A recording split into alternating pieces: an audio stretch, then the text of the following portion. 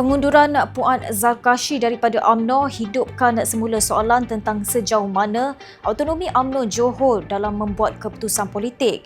Isu ini turut mengimbau kembali peristiwa selepas PRN Johor 2022. Ketika itu, Hasni Mohamad menjadi poster boy Barisan Nasional atau BN sepanjang kempen. Namun selepas gabungan itu menang besar, Pun Hafiz Ghazi pula dilantik sebagai Menteri Besar selepas mendapat perkenan istana. Penganalisis dari Global Asia Consulting Ahmad Zaharuddin Sani Ahmad Sabri berkata isu ini membuka semula perdebatan mengenai sempadan kuasa antara parti politik dan institusi raja berperlembagaan. Katanya rakyat perlu membezakan proses perlembagaan dengan dakwaan campur tangan politik.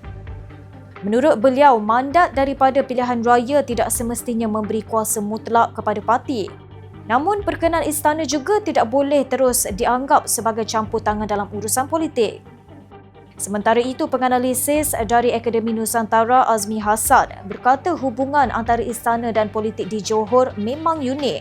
Sebab itu, situasi di negeri tersebut sukar dibandingkan dengan negeri lain. Azmi turut berpandangan tindakan Puan keluar UMNO tidak akan memberi kesan besar kepada parti.